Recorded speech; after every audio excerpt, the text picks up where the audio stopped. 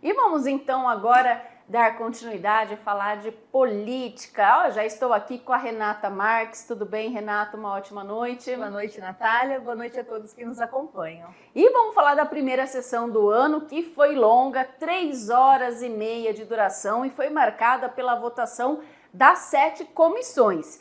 E todos os projetos que foram apresentados, que foram aprovados pela maioria, sendo um veto do Executivo, um PLC, que é o projeto de lei complementar também do Executivo, que estava na pauta, né, e que dispõe sobre a investidura de uma área no Jardim Santa Rosa, e também 2 requerimentos de urgência, um que institui o Refis na SAEC e um outro requerimento de urgência que dispõe sobre o programa de recuperação do IMES-FAFICA. Todos foram aprovados pela maioria em primeira e segunda discussão. Então, Renata, como que você avalia a primeira sessão do ano? Lembrando que o prefeito Padre Osvaldo esteve lá do início ao fim da sessão. Então, Natália, a presença do padre é uma coisa, né, do prefeito é uma coisa nova, né? Eu, particularmente, vi com os olhos de quem quer mostrar que está sob o controle. Ele foi convidado pelo CRIPA, né? Eles gravaram posteriormente até um vídeo mostrando que ele havia sido convidado pelo presidente da casa. E ele chegou no início, foi convidado a participar da sessão, ficou durante toda a sessão, não se manifestou, não teve um momento de fala, mas deu a entender que eles querem mostrar que nós vencemos. E a campanha já acabou, né? Já passou a eleição, tanto do prefeito quanto dos vereadores, já acabou a eleição do presidente da Câmara, e por mais que a gente quer essa harmonia e precisa dessa harmonia, eu acho que eles estão puxando demais a corda. Eu acho que essa necessidade de colocar ele sentado ali, mostrando, eu estou aqui, eu tenho a maioria, a gente agora vai ser uma Câmara, não tem necessidade. O que eu costumo dizer? Treino é treino, jogo é jogo? É isso que está acontecendo. Já foi a campanha. Agora, o que tinha para ser dito sobre acusações da legislação do Marquinhos Ferreira já foi feito, já teve ataque. Agora cabe às comissões, aos órgãos que fiscalizam ver o que estava realmente certo, o que estava errado. Mas esse ataque precisa acabar. Né? O Marcos Cripa, ele teve no Pinga Fogo, ele usou a tribuna para se posicionar. Ele falou muito bom, muito bonito tudo que ele falou, que ele quer a transparência, que ele quer a harmonia entre as casas, precisa de tudo isso. Só que ele falou em um tom, atacando um mandato que já acabou. E se a gente quer realmente o melhor para a nossa cidade, a gente precisa esquecer o passado. Catanduva está precisando de muita coisa. Olhar para frente. Olhar para frente. E o Marquinhos também rebateu ali, falou que todas as vezes que ele utilizou a tribuna foi para falar somente a verdade. Exatamente. E se tiver alguma coisa errada, que venha e mostre, né? Com fatos, com investigações, mas ficar toda vez que tem a oportunidade de pegar um microfone para ficar atacando, seja o presidente, né, o Marquinhos Ferreira, seja o prefeito no mandato passado, já foi. Se não foi feito nos 4 anos passados, não adianta reclamar agora. Então vamos agora resolver. E outro ponto que o Marcos Cripa falou é que o governo dele, né, a administração dele, não vai ter retaliação, não vai ter vingancinha. E espero que isso seja verdade, Marcos Cripa, mas também com os funcionários ali da casa. E que não seja essa vingancinha só com vereadores, né, ou com o próprio prefeito, né, ou secretários. Porque a gente sabe que tem funcionários ali da Câmara dos Bastidores, Natália, que está sofrendo, sim, retaliações ou perseguições, porque somente exerceu a sua função quando era da presidência do Marquinhos Ferreira. Eu não vou falar nomes para não expor ninguém, até porque essa pessoa também não conversou comigo, mas a gente sabe que está havendo sim. Outra questão é que o Pinga Fogo foram 6 inscritos, né? A gente teve a Thaís Braz falando o que foi do mandato dela, o que ela trabalhou nos 4 anos passados, afirmando que ela vai manter essa mesma linha, as mesmas defesas. Teve o David Roger que leu um texto, né, enaltecendo como vai ser o trabalho dele ali na Câmara. já prestou conta do primeiro salário dele, que ele prometeu fazer a doação, então ele já prestou conta. Teve o Gleison, enfim, usaram mais a tribuna em agradecimento e em explicações de como vão trabalhar. Foi uma sessão longa, uma votação com a maioria, como sempre. A gente vem falando que não vai ter muita mudança, tem uma maioria ali que vota com o prefeito. Exatamente. E aparentemente é o que vai acontecer. E a gente viu também ali o vereador Gleison Begali, ele teve uma postura ética ali na tribuna, ele aproveitou a presença do prefeito Padre Osvaldo, elogiou alguns serviços, como por exemplo as unidades de saúde, elogiou a educação, que entregou o material escolar, mas ele também soube cobrar algumas melhorias, por exemplo, na UPA, ele falou do IMES, que sempre a prefeitura anualmente tem que injetar dinheiro, cerca de 3 milhões de reais por ano, falou sobre o rombo de 18 milhões da prefeitura que fechou o ano de 2024, falou que não está trabalhando contra o governo, contra a municipalidade, mas também pediu, e aliás ele pediu ali que tais requerimentos, como os de ontem, né, requerimentos importantes, não sejam colocados aí de última hora, porque o vereador ele não tem tempo de analisar. E tudo isso ali, com a presença ali do padre, ele não se furtou de falar, de cobrar, ele teve um posicionamento ético, sério e profissional. Eu acho que ele foi o nome da sessão.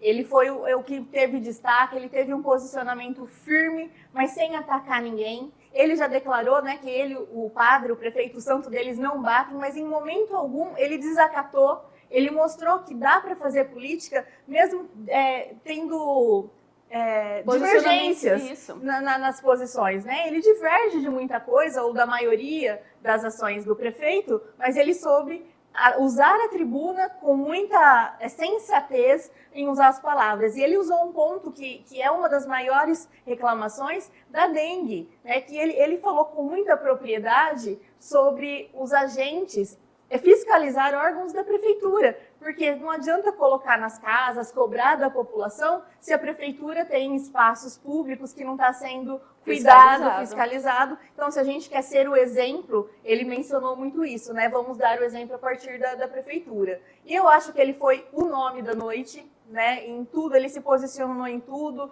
do veto do projeto dele, né?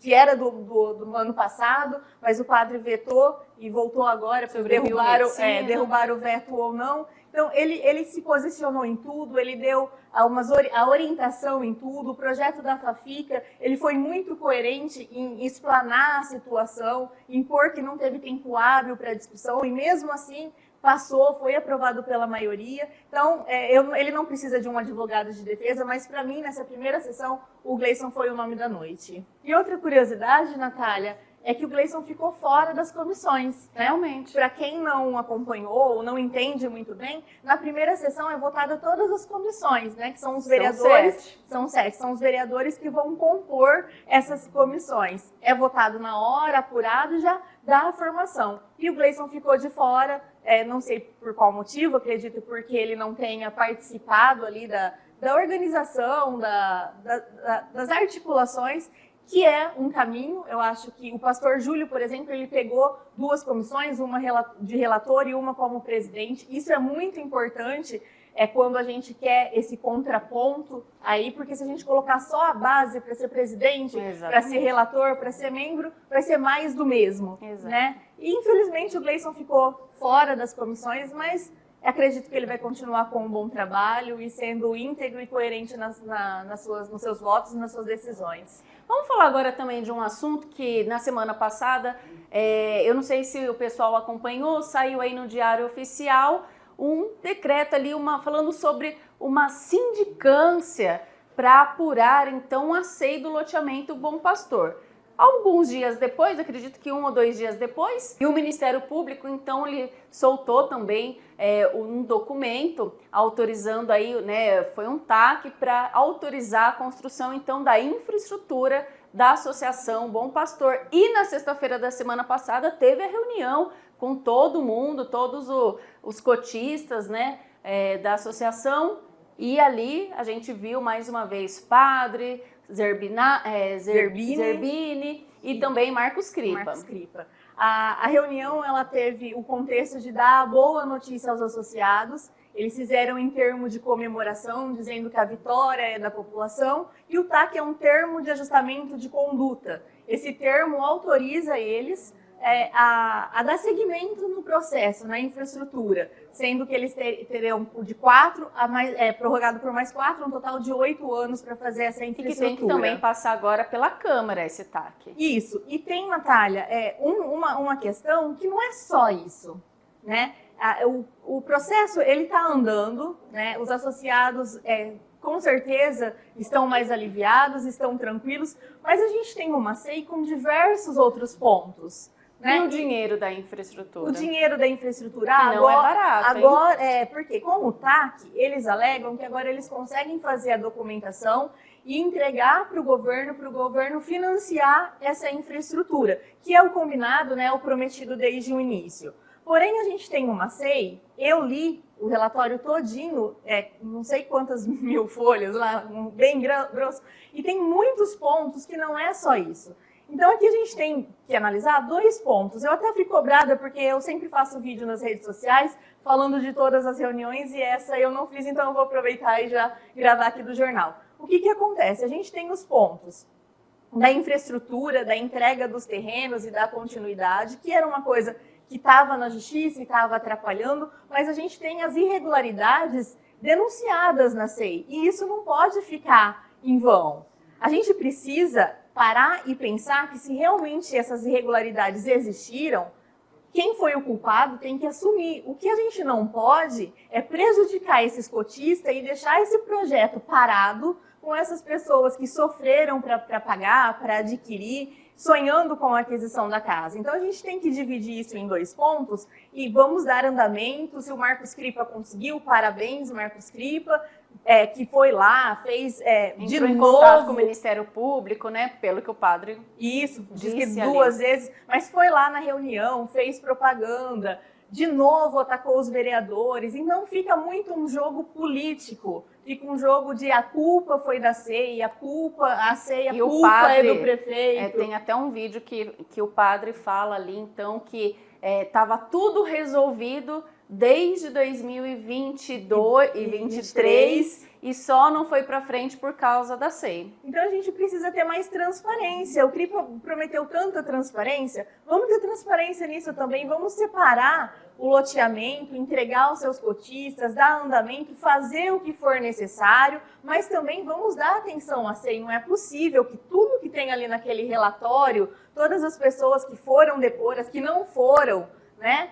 Tá tudo errado, acabar em pizza, acabar por isso mesmo. A gente precisa começar a ter o costume de cobrar a solução do que é denunciado. As denúncias elas não podem vir do além e acabar em nada, né? Se a denúncia é falsa, então o culpado, quem fez a denúncia falsa, ela tem que sofrer as consequências. E que bom que então vai ter a sindicância para apurar a veracidade de todas as pessoas que foram ali depor. Muito bom, só que é outra questão preocupante, porque a regra é a Câmara investigar a prefeitura. E não ao contrário. Então a gente tem aí um rabo balançando o cachorro, que é preocupante, mas tá tudo muito no começo, né? Vamos aguardar, vamos esperar, ver como que vai ser o posicionamento de todos. Espero que realmente, pessoal, acabe essa euforia, essa não é amizade, mas esse núcleo de apoio sem contestação, sem pensar, sem análise, e comecem a analisar com tudo com mais calma. Política precisa desse jogo de conjunto, de articulação, mas precisa de independência. Não dá para continuar com esse jogo de votar simplesmente porque é apoio ao executivo. Os vereadores precisam estar independentes e votar em tudo, não é só nas questões que o prefeito gosta que vá para frente, né? Catanduva precisa de algo melhor. Realmente. Bom, acabou o assunto por hoje. Acabou, tendo bastante coisa, né? Eu agradeço aqui. Uma ótima noite, Renata. A gente já vai finalizar. Não dá tempo mais de matéria hoje, então muito obrigada pela sua companhia. Obrigada, Renata, mais uma vez aqui com a gente. Boa noite, Natália. Boa noite a todos que nos acompanharam. Fiquem com Deus e até quarta-feira, se Deus quiser. Uma ótima noite para você. Até amanhã.